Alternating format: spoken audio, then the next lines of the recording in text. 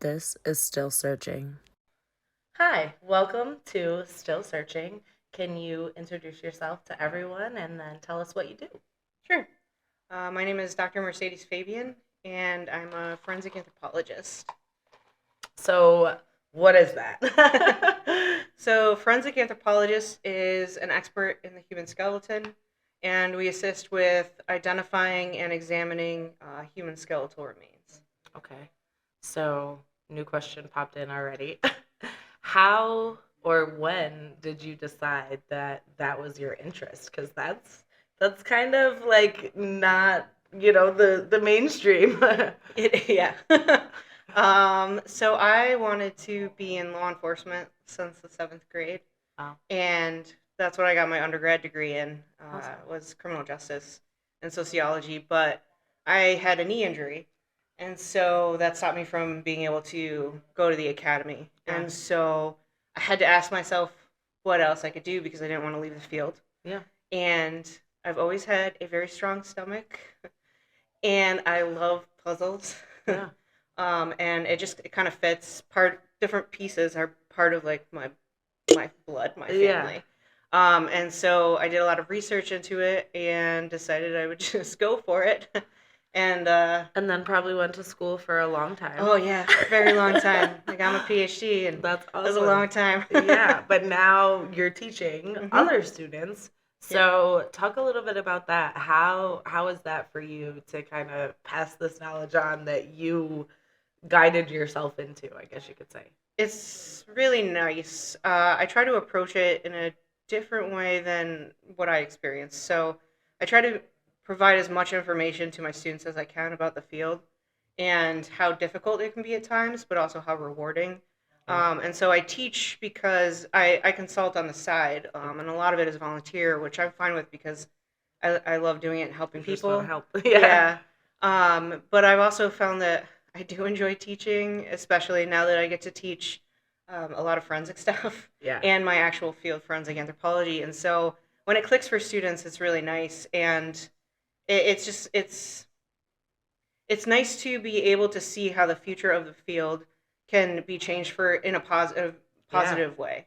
I feel like that's a lot of what's going on at the criminal investigation resource center, where students are really hands-on cases. Like, we can help, we can change these outcomes that have been stagnant for decades. We were just talking about before we sat down the cold case 61 years later. Like, I mean, it's amazing that things like that can happen. So I wanted to talk to you a little bit about that because I know part of that process is something that is is in your wheelhouse.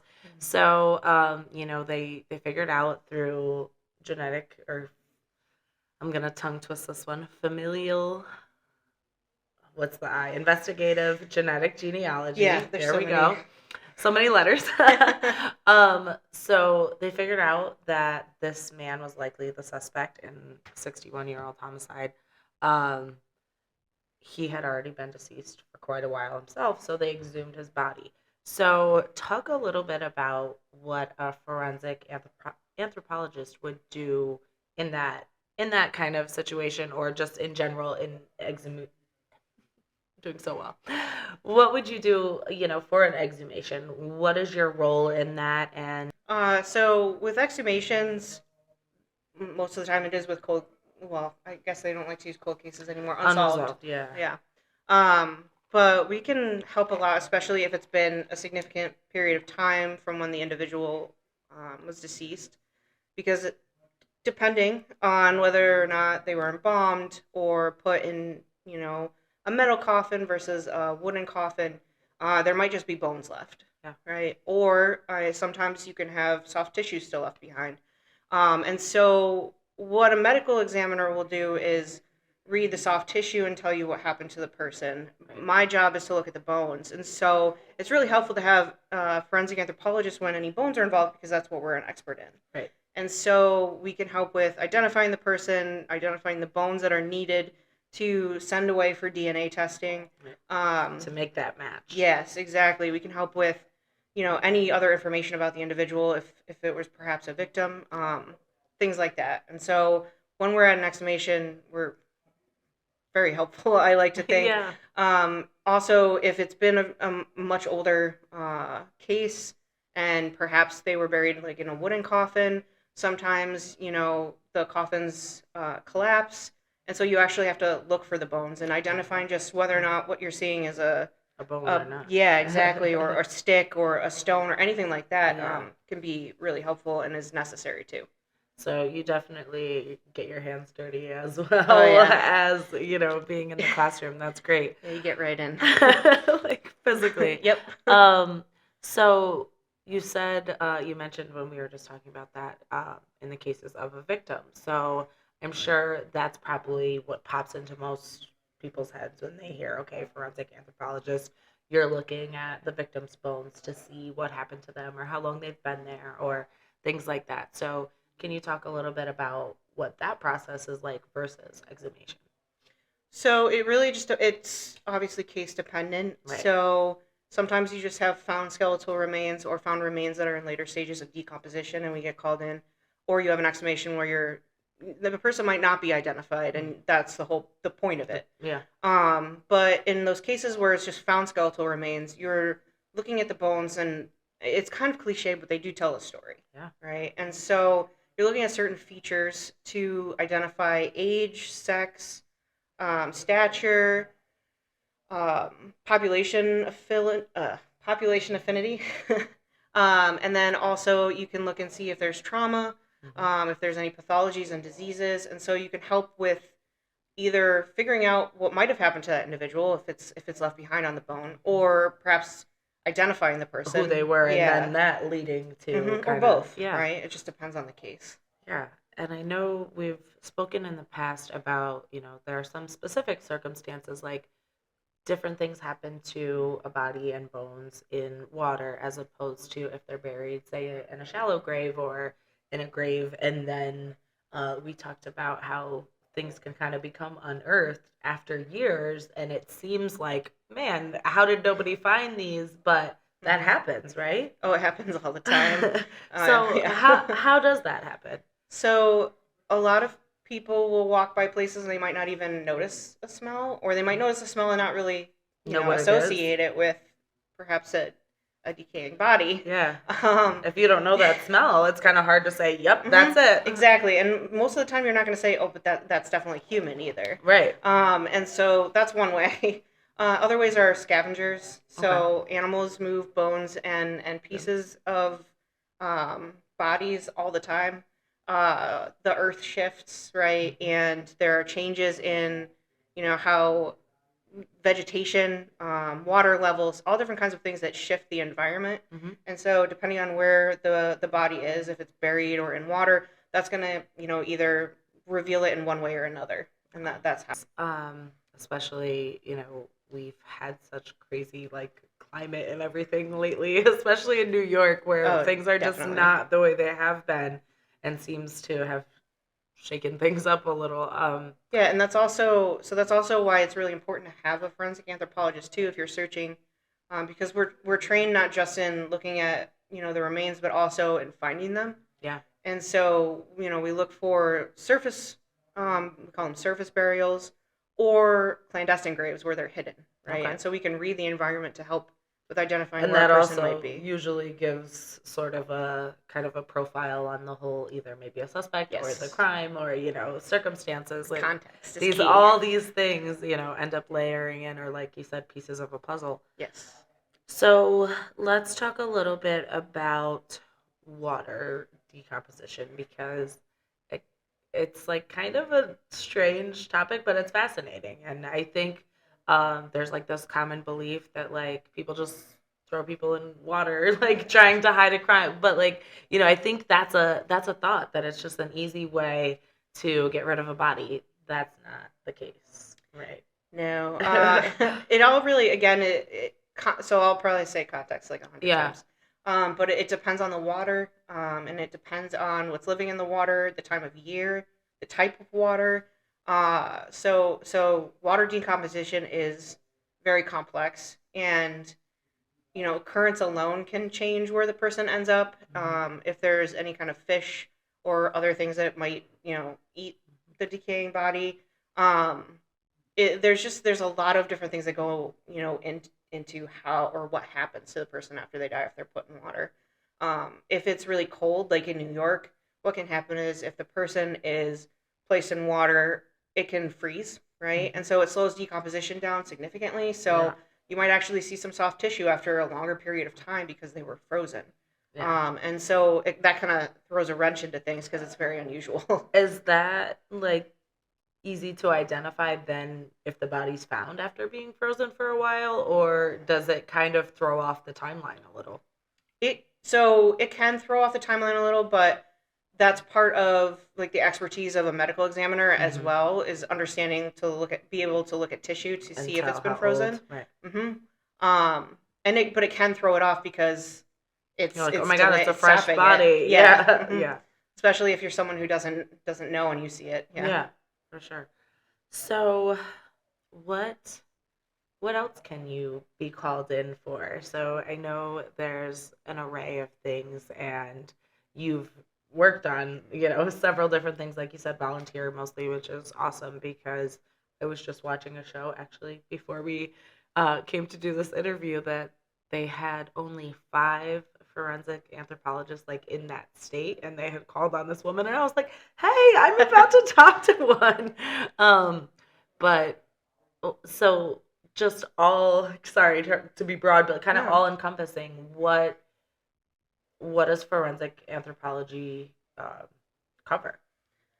So, it covers crime, Yeah. right? That's probably the number one instance, in exhumations, and that doesn't necessarily always have to do with crime. Sometimes it's just unidentified individuals. But we can also be called in to help with perhaps Native American remains that are found in different departments. I've done that. That's cool. Because the process for a really long time was, you weren't like things were donated Yeah.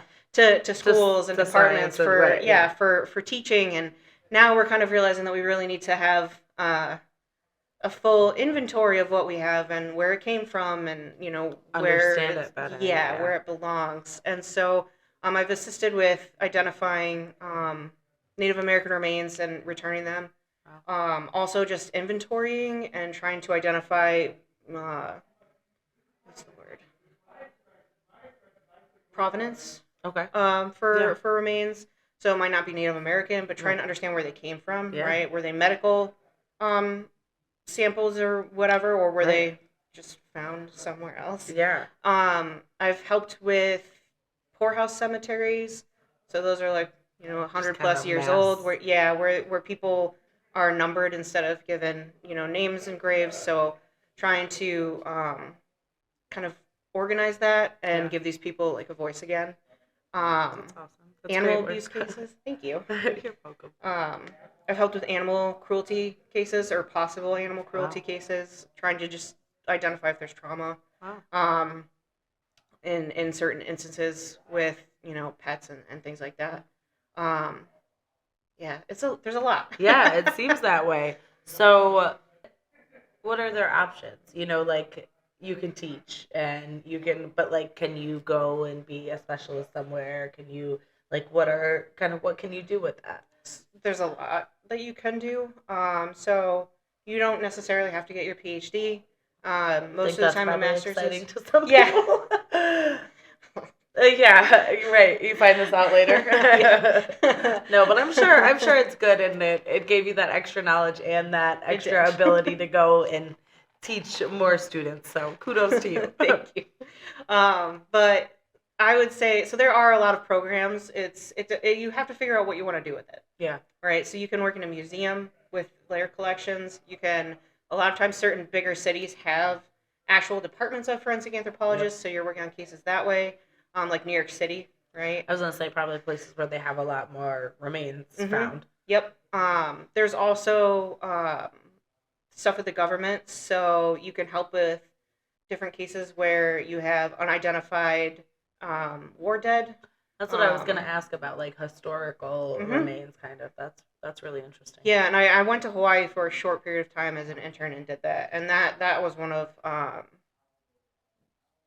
one of the coolest I experiences would say I've ever probably had. really powerful work. Yeah, and Wow. so that's an option. You can teach, and most of the time, if you teach, you end up helping. As Yeah, well. because like we choose you. You're the Yes. expert.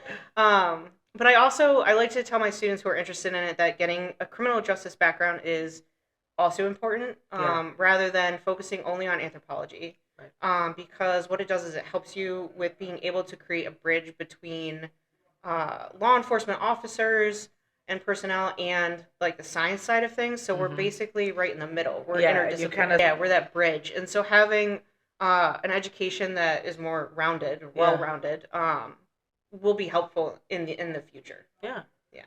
Absolutely. Is there what you said Hawaii? This is Mhm. just a fun question, Yeah. but what's like the coolest thing that you've ever worked on in terms of bone projects?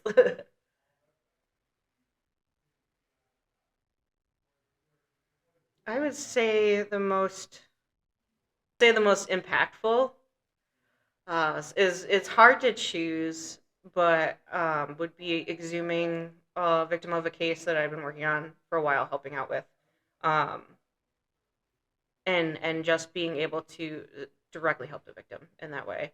Obviously, it's to help the family as well, but I also see myself as making sure that the victim is not forgotten, that their voice is still heard, and so that I say was probably one of the most impactful moments of my life. Yeah, you had said that a few minutes ago with giving, the victims a voice, and I think that's really important, and that's something that you hear time and time again, especially in these unresolved cases where these bones do tell a story, and like sometimes someone like you is the only person who can really help tell that.